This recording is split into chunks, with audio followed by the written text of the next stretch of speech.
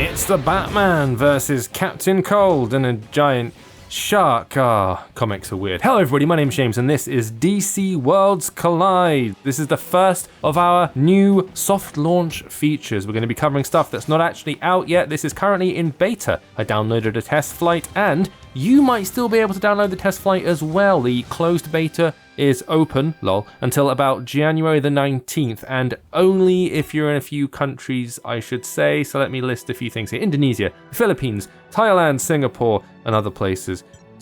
But if you can get into it, it looks a little bit like this. And if you can't get into it, hey, keep on watching. I'm going to show you around. We're still in the early stages of the game. It's teaching me how to use it, and it's showing me two words I thought I'd never see again, or at least hoped I wouldn't. Mother box. This is the system by which you recruit your characters. This is your little gacha thingy. So if you want to get yourself, oh look, it's Captain Cold. I made fun of his name and now he's come here to hang out with his silly cold gun.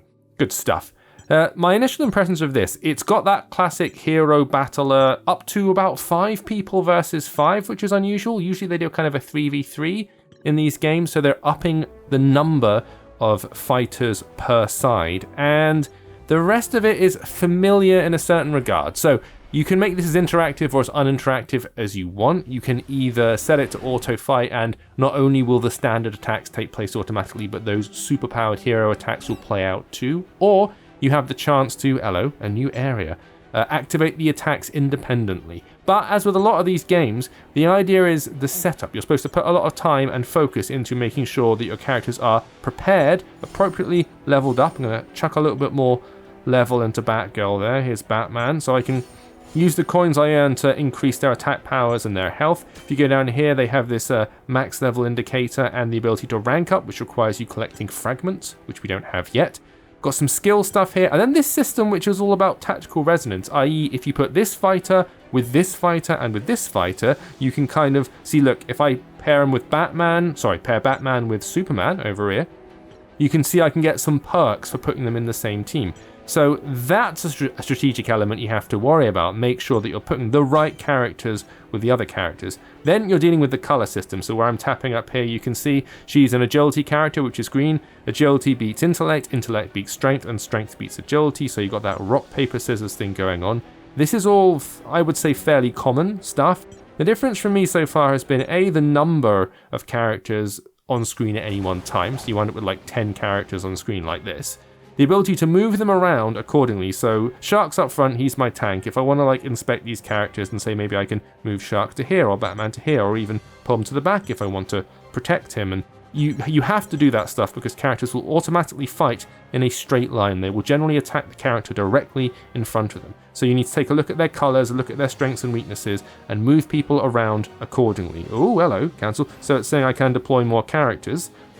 I probably could have dropped someone else in there, the Freezy guy, but I haven't yet. So here's the one where you can enable the speed doubling. I don't really want to do that right now, but look, as you fight, you earn the little crystal chargy orb things, and then you can deploy them by tapping the character portraits at the bottom of the screen.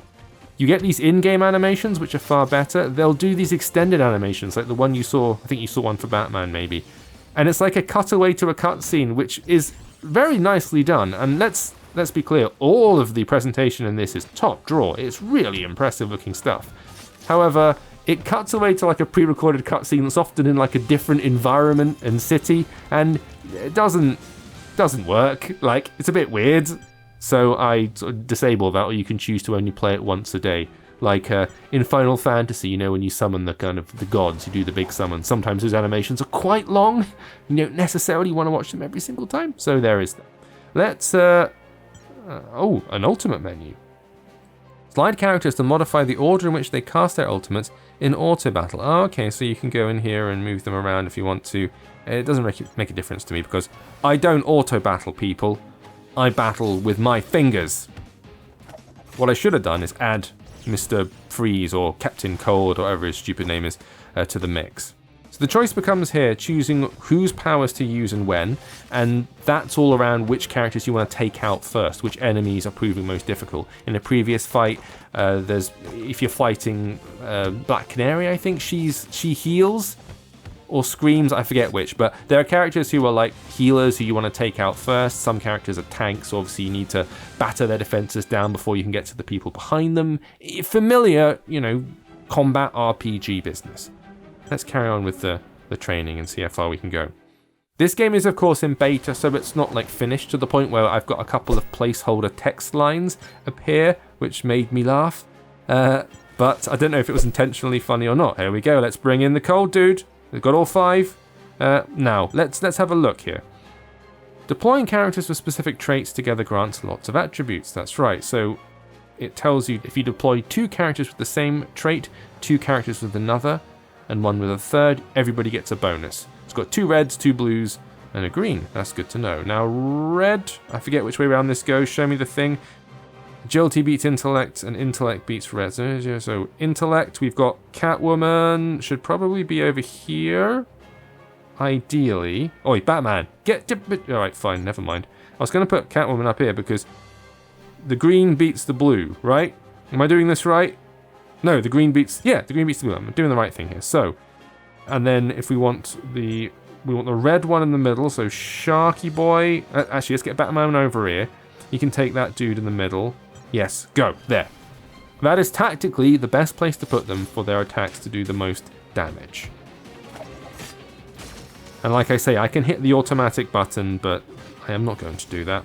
I'm going to use the Catwoman's power because I want to take out the dude with the axe, then we can deal with the green arrow hiding behind. All of this stuff, animations, presentation, clearly official DC licensing, lots of money behind it. And actually, the one thing that's standing out to me playing it like this is the music. The score is genuinely good. The holding screen's got this music, which is quite sad and decent. Green arrow is powerful. Yikes. Okay, let's do some powers here. Let's get Babs. Go on. And we've got some more as well. Batman, do your thing. Activate your mega powers. Oofed. Lovely. You can see how much power each character's special uses by the little number in the top left. We've got it all sorted. Catwoman's got an actual cat on the field. Where were you in the midst of battle, small moggy? Pull your weight, for God's sake. So, having played lots of these games in my time, and you can see coverage of all of them all over the channels, this is a perfectly functional version of one of those things. The plus sides I'm seeing so far is just the overall presentation and slickness of it, and the way they presented the familiar characters you know and love in a way that looks slightly different, slightly stylized, very nice. Animations are fast and smooth and slick. It's doing a lot of the stuff I've seen being done before a million times, so we're all familiar with this kind of game at this point. We've all played Star Wars Galaxy of Heroes, and you know the games I'm talking about. But I like the fact there's like 5 people. It turns into a lot. There's a bunch to manage here rather than just dialing it back to 3 people. That's quite nice. I haven't hit wave attacks yet. I assume at some point it's going to start throwing waves and waves of enemies at me. That's usually what they do. But we'll have to play more to see how that shakes out. But overall, initially promising signs for this kind of genre from this one. So if you want to get involved yourself, then DC Worlds Collide, you can find, if you go over to pocketgamer.com, an article which links you directly to the Testflight, how to get hold of a Testflight, explains what a Testflight is, if you want to be involved in the closed beta. But act quickly because registrations will run out. Thank you for watching. I'll see you next time.